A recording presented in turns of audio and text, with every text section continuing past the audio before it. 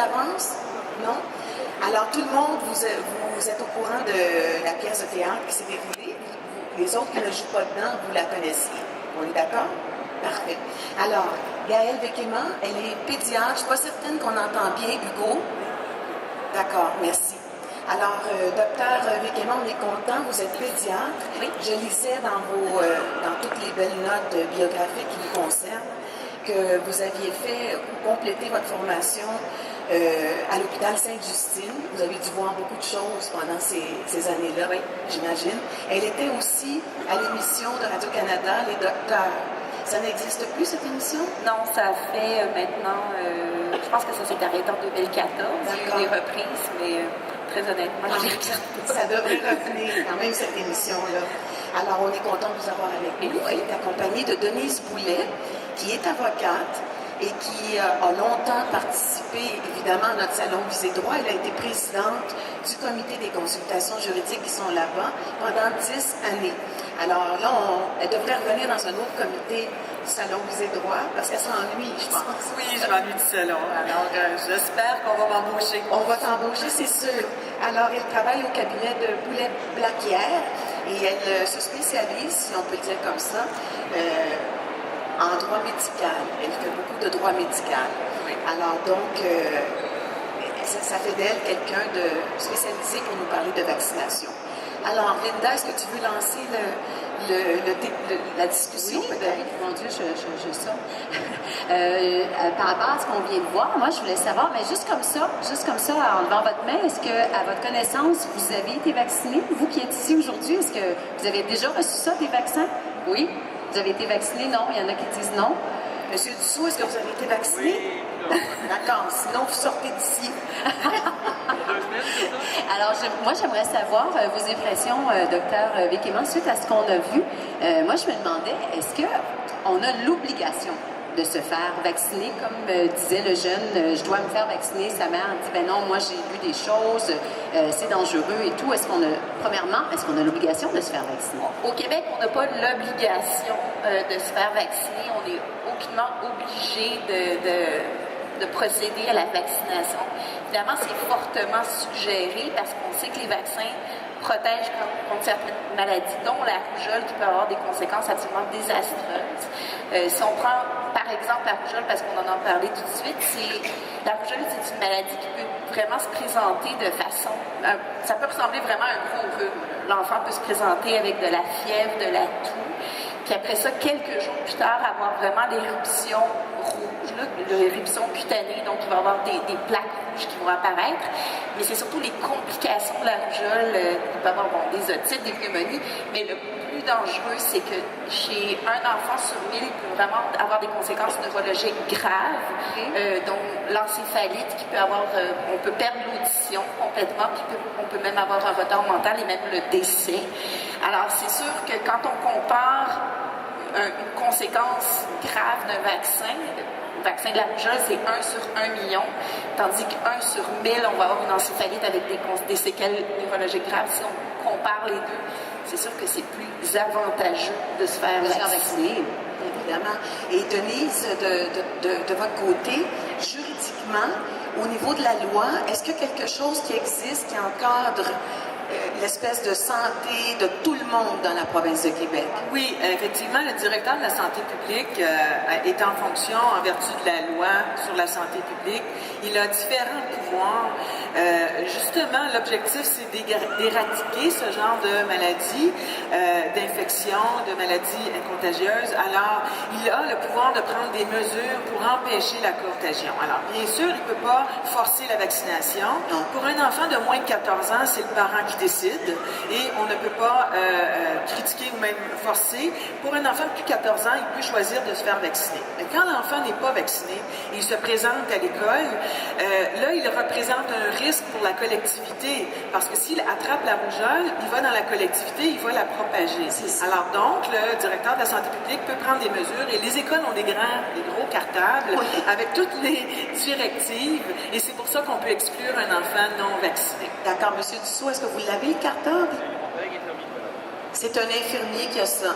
Et c'est comme ça que vous le gérez dans l'école. Parfait.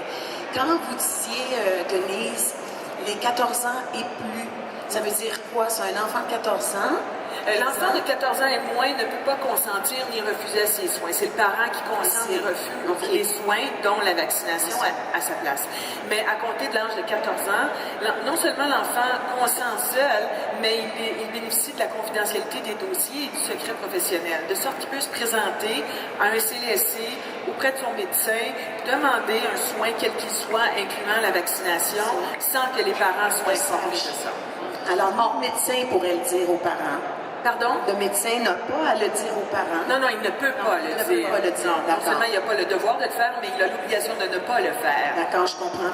Et je veux juste terminer sur le sujet avec Dr. Wickeman. Un enfant de 15 ans, par exemple, ou 16 ans, ça veut dire que lui pourrait spontanément se faire vacciner tout seul, par exemple, contre le VPH. Complètement. Le Il virus. pourrait prendre la décision de se faire vacciner, malgré le fait que les parents ne soient pas nécessairement d'accord avec cette Le vaccination. contraire est vrai aussi, il pourrait décider que non. Oui, il pourrait serait pas décider que non. La seule chose qu'il ne peut pas prendre comme décision, un enfant de 14 ans, où je serais obligé de probablement mettre l'autorité parentale En au cause. courant, c'est s'il prend une décision qui pourrait être dangereuse pour sa vie. Je comprends. Mais moi, je reviens un petit peu en arrière parce qu'on parle de vaccin. C'est quoi un vaccin? Oui.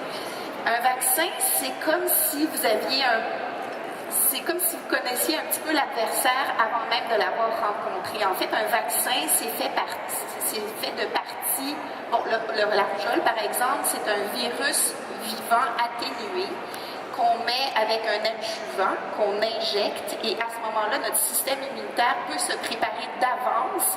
Comme ça, quand il rencontre dans la communauté, il reconnaît déjà, il dit « Ah, tiens, c'est cet anticorps-là qu'il faut que je sorte. » Puis ça va c'est beaucoup plus efficace, en fait, parce qu'on reconnaît tout de suite le virus et on peut l'attaquer.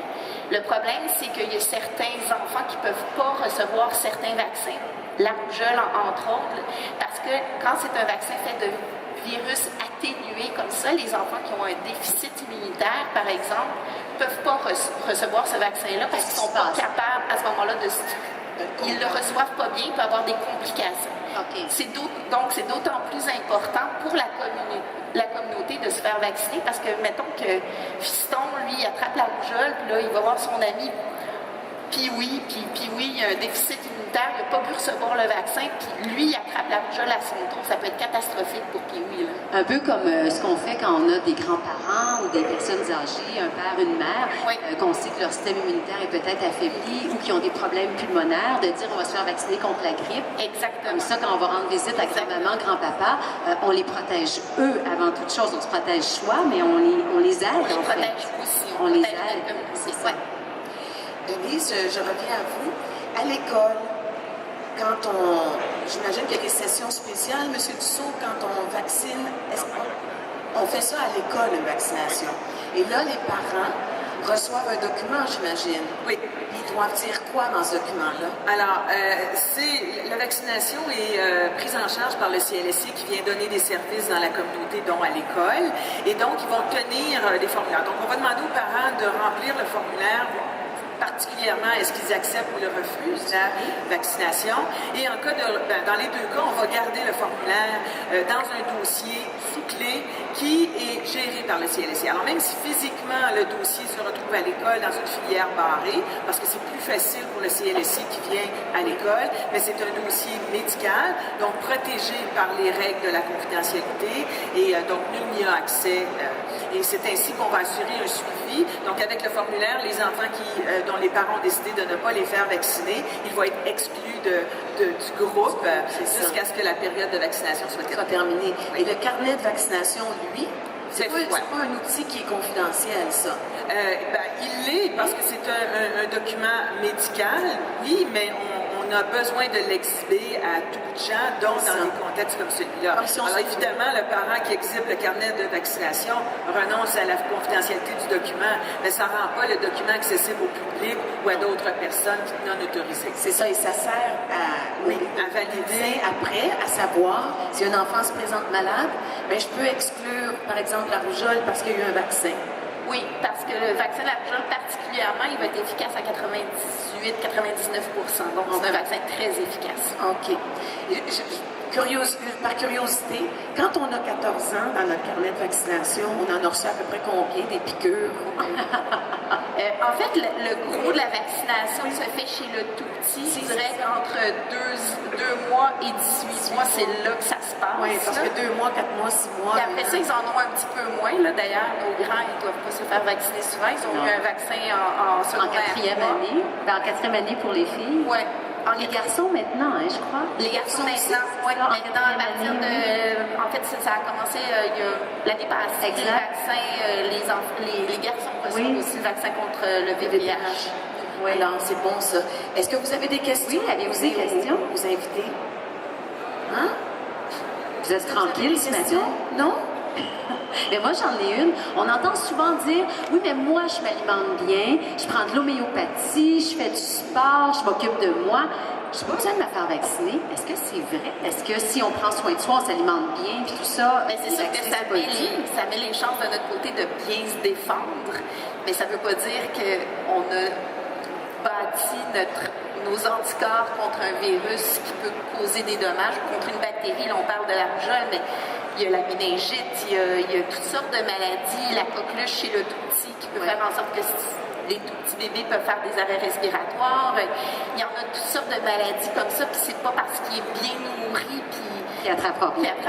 Exactement. Puis est-ce que j'ai un recours? Moi, disons que moi, je me suis fait vacciner, j'ai eu mes trucs et tout, mais que quand même, je contracte, je sais pas moi, la rougeole ou quelque chose qui dégénère puis qui me cause vraiment des problèmes là, qui m'empêchent d'aller travailler et tout. Est-ce que moi, je peux avoir un recours contre... Oui, la loi sur la santé publique, encore une fois, a choisi de collectiviser le risque il y a plusieurs années. Alors, on n'a pas besoin de poursuivre qui que ce soit si on est une victime qui a subi un préjudice corporel des suites de la vaccination. La loi nous permet d'être indemnisé. Alors, on fait une demande, on prouve le vaccin, les conséquences, le préjudice corporel, et la victime pourra recevoir des indemnités qui sont les mêmes que celles prévues par la loi sur les accidents d'automobile, la loi sur la Société d'accidents d'automobile du Québec. Donc, il y a des barèmes.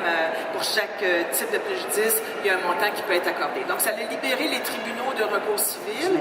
D'ailleurs, il y avait eu un recours il y a vraiment plusieurs années où la victime avait perdu parce que c'était encore une fois un risque qui était tellement infime.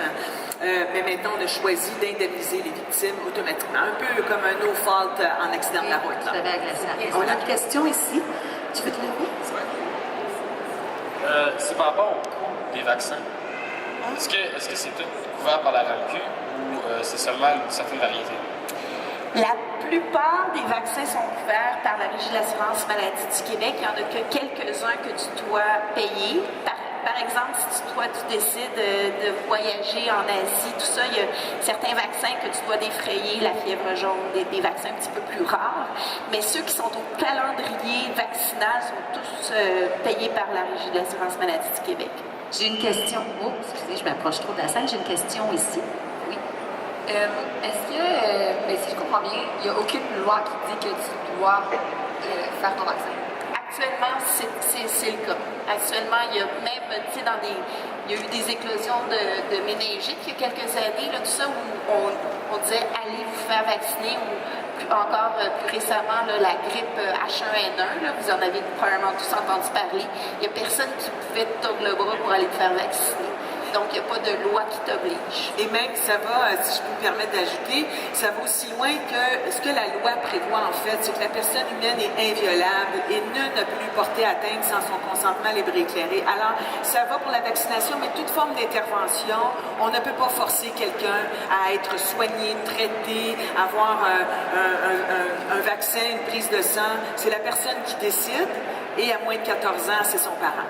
C'est ça, consentement libre. Le mot libre et éclairé. Personne ne me tord le bras. Éclairé, ça veut dire que je suis capable toute seule de prendre une décision. Et que ça veut dire que j'ai obtenu l'information qui va me permettre de prendre une décision. Voilà. Est-ce qu'on a le temps pour une dernière question? On m'a annoncé la fin tantôt, mais allons-y. C'est la fin? Non, mais allons-y. Moi, je suis dans une dernière question ici. Y a-t-il réellement des risques Ben, pour les vaccins. Ah oui, ça, c'est une bonne question. En fait, les vaccins, on leur a attribué énormément de fautes. Bon, on va parler du RRO parce que c'est de lui qu'on parle aujourd'hui, le vaccin contre la rubéole, le rougeole oreillon. La rougeole ne vient pas toute seule dans son package. Et il y a eu en 1998 un lien entre ce vaccin-là et l'autisme. Et là, ça a fait toute une tollée. On a dit c'est à cause du mercure qu'il y a dans les vaccins. Mais tout ça, ça a été démenti. Évidemment, il y a toujours un risque. N'importe quel traitement médical, il y a un risque, mais il est infime. Et avant de mettre un vaccin sur le marché, c'est regardé à la loupe par Santé Canada, par plein.